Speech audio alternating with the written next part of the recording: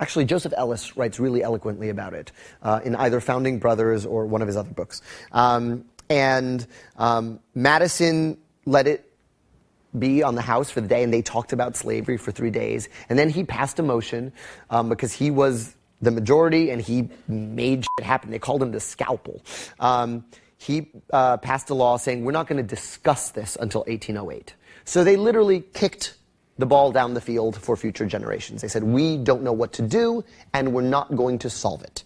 But I wrote a rap battle about this as if it were happening in Washington's private quarters. And it's Jefferson saying, you know, the Constitution clearly states that the states have to wait until 1808 to debate on whether to ban the slave trade. And whether you like it or not, that is the compromise we made. Wait. And, you know, Hamilton's trying to jump in. And they get into it. And he says, so let's say we cure prejudice. Like, do we send them back to Africa? Do we designate a state? Like, what's the solution? And then Hamilton throws Sally Hemings in his face. And then Madison was like, oh, are we talking about extramarital affairs? Do you want to have that conversation? And then Hamilton shuts up. And then Washington says, we're not going to say anything. And it was enormously cathartic to write it, because this was something, obviously, you wrestle with when you write about these men who wrote great things and also had this other legacy, lived within this system that was horrible and abusive. And it just brought the show to a screeching halt. It just, you know, and this is a show that really thrives on momentum because it's sung through. So we're going to put that out. We're making another mixtape, and I'm going to put out the demo so that you can hear it. But it didn't work within the context of the show. So that one hurt because it was really cathartic to write. You know, people miss the Whiskey Rebellion. The Whiskey Rebellion existed at the public within Washington's farewell song. And it's fun to see Washington and Hamilton go from rebels to putting down a rebellion. And it was them going, you know, you are outgunned, outmanned, and Hamilton in the back going, pay your f***ing taxes! It was a nice little moment, but it ultimately sort of muddied up the really audacious act, which is Washington stepping down after 2 terms and creating the precedent of a 2-term presidency. And we really wanted to focus on that. I know when you were rehearsing, I was watching you and Chris rehearsing that scene of Washington's farewell address when you break into the words of Washington, and I remember you saying, God, I just feel really patriotic after reading this. I mean, has working on this show made you feel differently about America, made you feel differently connected to your country? Yes. My country too, by the way. Yes. So, I'm an immigrant, we get job. The job. Yeah, you do. Applause for writer Rebecca Mead. Isn't it nice? Isn't it so much better than sitting alone? What good is sitting alone in your room? Yes, honestly, I think the secret sauce in the score of Hamilton is my enthusiasm in learning all of this for the first time. I knew the basic facts, but I did not know about the inner lives of these characters. I did not know about their home lives. I had to learn all that stuff to write it. And the fact that you could take the rap battles of our show, put them in the mouths of different talking heads and put them on MSNBC tomorrow and they would be just as relevant, gives me hope.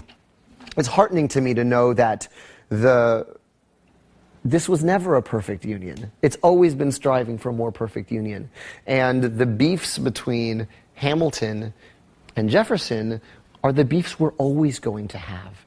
We're always going to push for too much government power, and then we're going to push back against it. We're always going to go too far in helping another country, and then we're going to go, oh, we got to take care of what's going on at home. Those are the rap battles that we have in our show. How much do we get involved in the affairs of other states? How much does our government power does our government have over our lives? And how much are they allowed to tax us, and how much are they not? We're always going to be fighting about these things. That gives me comfort. It doesn't, and frankly, the fact, because, you know, people say, this is the worst, you know, go on TV, you know, they get ratings by telling you how apocalyptic the situation is. Yeah. Jefferson called John Adams a hermaphrodite in the election of 1800. John Adams countered by saying, Jefferson died. You should vote for me. counting on word traveling slow because it's 1800. Jefferson died. You should vote for me. By the time Jefferson, makes sure that everyone knows he's alive, it'll be too late and they'll have voted for me. That's dirty politics.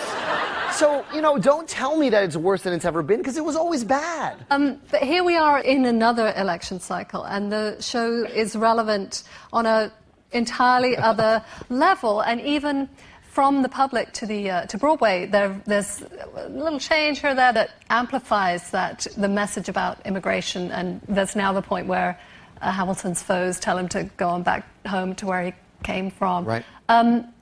What do you think about this rhetoric that's going on about immigration in this current? It's so old. Planet?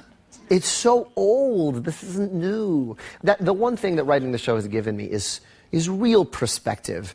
Pat Buchanan was singing this song in 1996.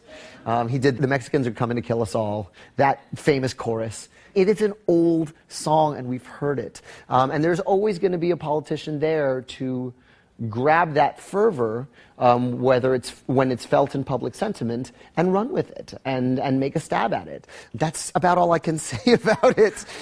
It's a part of our politics, just like anything else is. Well, that's, I'm afraid, all we have time for. But thank you, Lin-Manuel Miranda, and thank you everybody for being here.